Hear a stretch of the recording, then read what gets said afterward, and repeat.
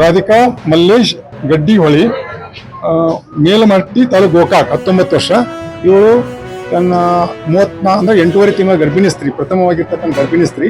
So ಅವರು ನಿನ್ನೆ ರಾತ್ರಿ ಅವರ ಒಂದು ಹೇಳಿಕೆ ಪ್ರಕಾರ 9 ಗಂಟೆ 9:30 ಊಟ ಮಾಡಿದವ್ರ ಮೇಲೆ ಅವರಿಗೆ ಫಿಟ್ಸ್ ಬಂತು ಅಂತ ಹೇಳ್ತಾ ಇದ್ದಾರೆ. ಫಿಟ್ಸ್ ಬಂದ ತಕ್ಷಣ ಅಲ್ಲಿ ಗಾಡಿ ವ್ಯವಸ್ಥೆ ಮಾಡಿಕೊಂಡು ಮೊದಲು ಸ್ಥಳೀಯವಾಗಿರ್ತಕ್ಕಂಥ ಖಾಸಗಿ ಆಸ್ಪತ್ರೆ ತೋರಿಸಿದ್ರು.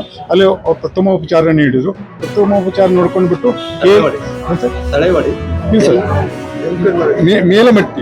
ಮೇಲಮಟ್ಟಿಯಿಂದ ಯಮಕನಮಡಿ ಆಸ್ಪತ್ರೆಗೆ ಪಡ್ಲ ಆಸ್ಪತ್ರೆಗೆ ಬಂದರು. ಸೊ ಅಲ್ಲಿಂದ ಅವರು ಪ್ರಥಮ ಉಪಚಾರ ಮಾಡ್ಕೊಂಡ್ಬಿಟ್ಟು ಸೊ ಅದಕ್ಕೆ ಅನಂತರ KL ಆಸ್ಪತ್ರೆ, ಹೆಚ್ಚಿನ ಉಪಚಾರ ಬೇಕಾಗಿ KL ಆಸ್ಪತ್ರೆಗೆ ಕರ್ಕೊಂಡ್ ಬಂದಿದ್ದಾರೆ. KL ಆಸ್ಪತ್ರೆಗೆ 1 ಗಂಟೆಗೆ ರಾತ್ರಿ ಬಂದಿದ್ದಾರೆ. ಅವರು ಉಪಚಾರ ಮಾಡಿದ್ದಾರೆ.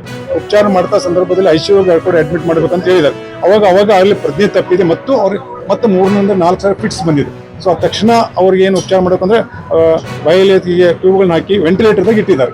ಸೊ ವೆಂಟಿಲೇಟರ್ದಾಗ ಇಟ್ಟು ಎಲ್ಲ ಅವ್ರಿಗೆ ತಿಳಿಸಿ ಹೇಳಿದ್ದಾರೆ, ಈ ತೊಂದರೆ ಆಗ್ತದೆ ಅಂತ ತಿಳ್ಕೊಂಡು. ಸೊ ಅವಾಗ ಸಂಪೂರ್ಣವಾಗಿ ಪ್ರಜ್ಞೆಹೀನ ಆಗಿದ್ದಾಳೆ. ಅಲ್ಲೇ ಮಗು ಕೂಡ ತೀರ್ಕೊಂಡಿದೆ.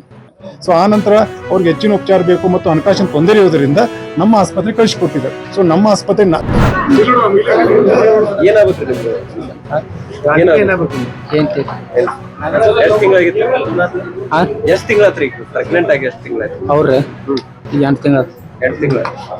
ನಿನ್ನೆ ಏನಾಯ್ತು ರಾತ್ರಿ ಏನಾಯ್ತು? ರಾತ್ರಿ ನಾವ್ ಇರಾಕಿಲ್ರಿ. ಅವಾಗ ನಾವು ಊರಾಗಿದ್ರಿ. ಅವ್ರ ತವ್ರ ಮನೆಗೆ ಏನಂತ ಗೊತ್ತಾಯ್ತು? ಏನಂತ ಗೊತ್ತಾಯ್ತು? ಏನಾಗಿತ್ತು ಡಾಕ್ಟ್ರಿ ಏನಾಗಿತ್ತು? ಅದು ಸ್ಪೀಡ್ಸ್ ಬಂದಿತ್ತು. ನಾವು ಬಾಳು ಕರ್ಕೊಂಡಿದ್ದೀನ್ರಿ ಅವ್ರು ನಾನು ನಮ್ಮ ಅತ್ತಿಗಳು. ನೀವೇನಾಗಬೇಕು? ನಮ್ಮ ಅತ್ತಿಗಳು ನೀವು ರಾಧಿಕಾ ಏನಾಗಬೇಕು? ನಮ್ಗೆ ಹೆಂಡತಿ ಆಗ್ಬೇಕು. ಹೆಂಡತಿ ರೀ.